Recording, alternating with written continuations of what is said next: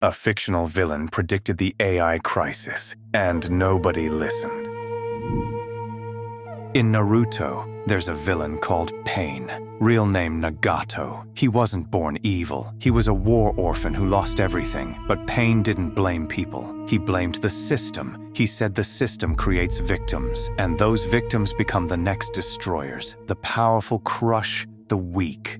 The weak rise up, and it repeats. Most fans thought, cool anime moment. But Pain was describing something you're living through right now. He called it the cycle of hatred, and the numbers prove him right. In 2025, companies cut 55,000 jobs because of AI. That's 12 times more than 2 years before. January 2026 alone, over 108,000 layoffs. Entry-level jobs vanish 3 times faster than senior ones. And the companies doing the cutting? They're the same ones building the AI. They profit from the tool that replaces you. But that's not even the scary part.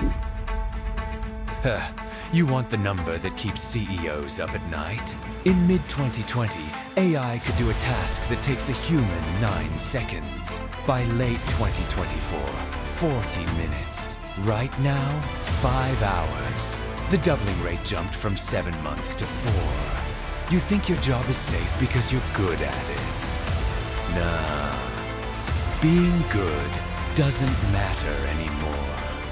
The thing replacing you gets better every 4 months. And it's not just your paycheck at risk.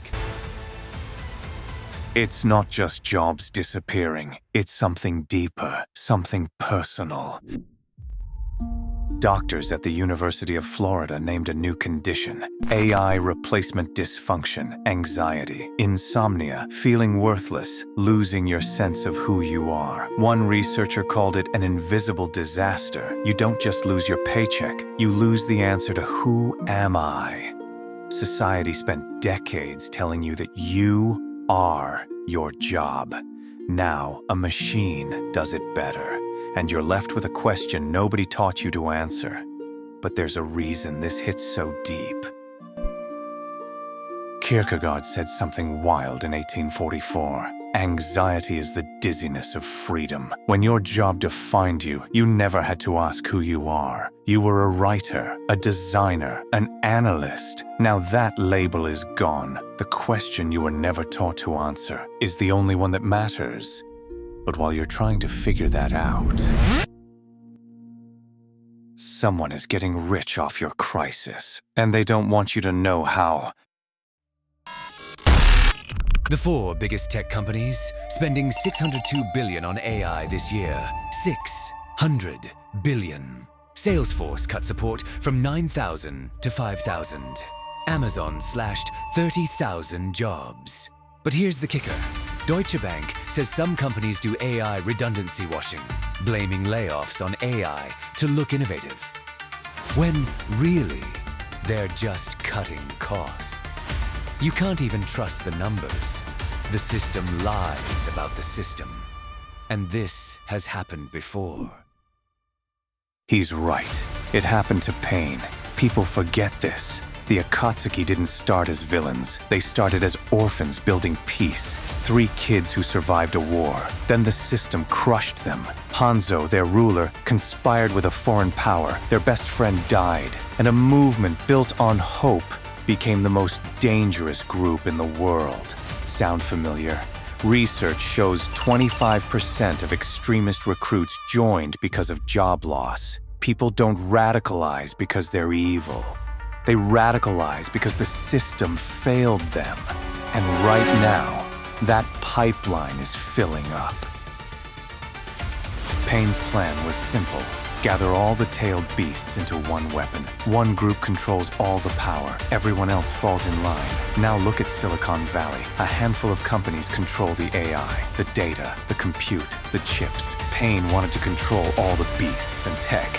They want to control all of the intelligence. Same exact blueprint, just a different century. But you haven't heard the part that should scare you. A tech CEO wrote an essay last month. 60 million views. He compared this moment to February 2020, right before COVID hit. That phase where everyone could feel it coming, but nobody said it out loud. He said he's no longer needed for the technical work of his own job. A CEO saying that about himself. 1 in 5 people knows someone who lost their job to AI. And it's about to get worse. That CEO isn't panicking. He's warning you. Sartre said it in 1946. We are condemned to be free. You create meaning through choices, not through titles. Back then, that was philosophy. Today, it's a survival guide. The Anthropic CEO predicted half of entry-level white-collar jobs will vanish within 5 years. These aren't random people panicking. These are the people building the thing. And what they're really saying is, your title won't save you, but your choices still can.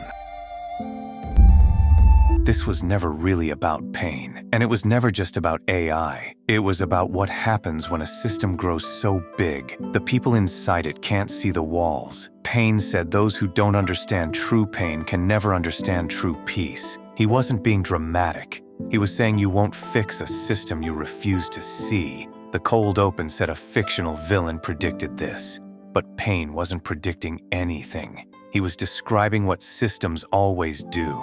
They grow, they concentrate power, they crush the people at the bottom, and then those people have a choice. If Pain was right about the cycle, will you break it or spin inside it? The system that built AI won't protect you from AI. The people funding it already told you that. What do you do with that? That's not a question for Pain, not for philosophers. That's your question. And if you're being honest with yourself, you don't have an answer yet. If you sit with hard questions instead of running from them, stay.